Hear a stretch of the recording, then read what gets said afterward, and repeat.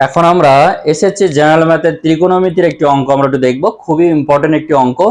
এখন অঙ্কটা একটু খেয়াল করব যে সমাধান করো cos square theta minus sin square theta is equal to 2 minus cos theta, যখন বলা হচ্ছে থিটা সূক্ষ্মকোণ হবে। এখন এই ধরনের অঙ্কের জন্য আমরা কি করব, সমাধান করব, সেটা আমরা একটু দেখার চেষ্টা করব। তো যারা আমাদের ফেসবুক পেজ থেকে দেখছো তারা অবশ্যই আমাদের পেজটি ফলো দিয়ে লাইক কমেন্ট শেয়ার করো, আর যারা ইউটিউব থেকে দেখছো অবশ্যই অবশ্যই আমাদের চ্যানেলটি সাবস্ক্রাইব করে আমাদের সঙ্গে থাকো।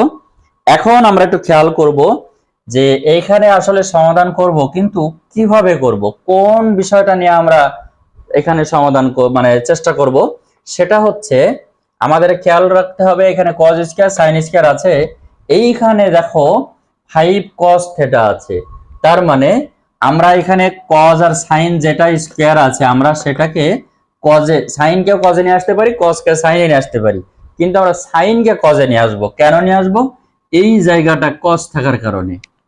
কারণ এই স্কয়ার যেটা আছে এটা আমরা দুইটার যে কোনো একটা থেকে আরেকটাতে নিয়ে আসতে পারি, সাইন কে কজে নিয়ে আসতে পারি, কস কে সাইন নিয়ে আসতে পারি, কারণ আমরা জানি কস square plus sign square is equal to 1। তো এখন আমরা খেয়াল করব কোনটা আসলে অ্যাকচুয়ালি নিয়ে আসবো। সাইন কে আমরা কজে ভেঙে দেব। কেন? এই যে এখানে আমাদের 5 cos থিটা আছে, এই কারণে আমরা সাইন কে কজে ভাঙবো। তো সেই ক্ষেত্রে আমরা cos স্কয়ার আছে থাকুক, এখন এই সাইন স্কয়ার কে ভাঙলে আমরা জানি 1 প্লাস যে sine square plus cos square is equal to 1। এখন sine square is equal to কত?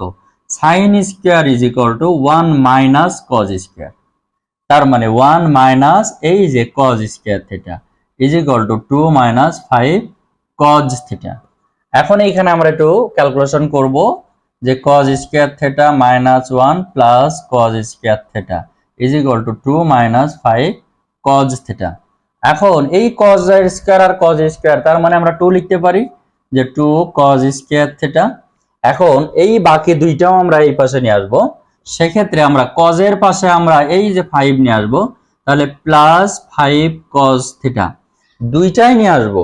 তো কার পাশে কোনটা রাখবো সেটা একটু বিষয়, যে cos স্কয়ার থিটার পরে আমরা cos নিয়ে আসবো। এখন এই যে 2, এই 2 আমরা নিয়ে আসবো এই পাশে, তাহলে মাইনাস হয়ে গেল, আর এটা প্লাস হয়েছিল, আর মাইনাস 1 তো এখানে আছেই, তাহলে আমরা এই 0 বসাবো। এখন আমরা আরো এক লাইনে বলতে পারি -2 -1, এখানে কি আমরা একবারে -3 বসাতে পারি, তাহলে 2 cos square theta plus 5 cos -3 is equal two 0। এখন করণীয় হচ্ছে এই জায়গাটা আমরা উৎপাদক বিশ্লেষণ করব। উৎপাদকে বিশ্লেষণ করলে আমরা কি পাবো? এখন এইখানে 2 আছে 3 আছে, আমরা জানি এই ধরনের বিষয় থাকলে এই 2 আর 3 গুণ করব, তাহলে 6 হবে। এই 6 কে আমরা ভাঙাভাঙি করে যত প্রকার উৎপাদক করে দুইটা সংখ্যা নিব, সেই দুইটা সংখ্যা যেন যোগ বিয়োগ করলে 5 cos হয়।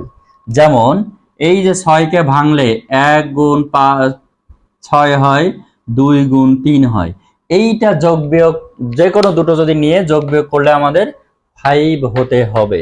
সেটা আমরা কি করে করব? এখন আমরা এখানে 3 দুগুণে 6 আছে, তাহলে 5 cos থিটা, 5 cos থিটা আমরা এখানে 1 এবং 6 নিতে পারি যোগ বিয়োগ করলে, তাহলে এখানে কত? 2 cos square theta plus 6 cos theta minus cos theta minus 3 is equal two 0। এখন আমরা একটু খেয়াল করব, এখান থেকে আমরা 2 কমন নিব,2 cos থিটা কমন নিলে cos থিটা প্লাস 3 আসে, এই যে 3 দুগুণে 6 cos থিটা এখানে থাকলো, আর এইখানে কিছু না 1 কমন নিলে cos থিটা প্লাস 3 পাবো। এই যে এই দুইটা সমান না হলে আমরা বুঝবো আমাদের এখানে নেওয়াটা ঠিক হয়নি, এইখানে এই দুইটা অবশ্যই সমান আসতে হবে। তাহলে আমরা cos থিটা প্লাস 3 আমরা নিয়ে নেব কমন, এরপরে 2 cos theta minus 1 is equal two calculation করব। হ্যাঁ, এখন এইখানে এই 3 আর 2 কিন্তু আমরা নেইনি। কেন নেইনি? এইখানে ক্যালকুলেশন করলে আমাদের এই জায়গাটা সমান আসবে না। যদি এটা প্রমাণের ক্ষেত্রে নিজেরা একটু করে দেখতে পারো এটা নিলে আসবে কিনা। এখন আমরা এখান থেকে একটু খেয়াল করি, দুইটা পার্ট পেয়েছি, দুইটা পার্ট থেকে আমরা এখন লিখব হয় প্রথমটা ইজ ইকুয়াল টু 0 অথবা দ্বিতীয়টা ইজ ইকুয়াল টু 0।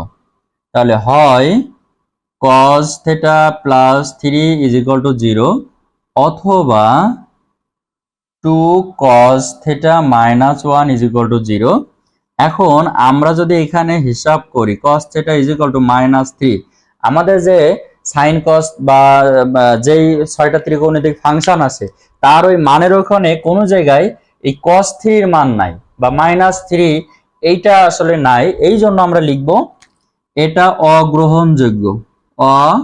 অগ্রহণযোগ্য অগ্রহণযোগ্য অর্থাৎ এটা আসলে আমাদের নেওয়া যাবে না, গ্রহণযোগ্য নাই।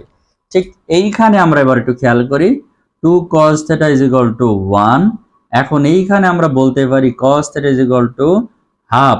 এখন আমরা জানি sin 30 ডিগ্রির মান হাফ, কিন্তু cos হাফ মানে 60 ডিগ্রি। তাহলে cos 60 ডিগ্রির মানে হাফ, এইখানে theta is equal two 60 degree. এই যে থিটার মান আমরা পেলাম, এটি হচ্ছে আমাদের এখানে এই সমাধানের যে উত্তর, সেটা যে theta is equal two 60 degree. তো এইভাবে আমরা অঙ্কগুলো করে নেব ইনশাল্লাহ।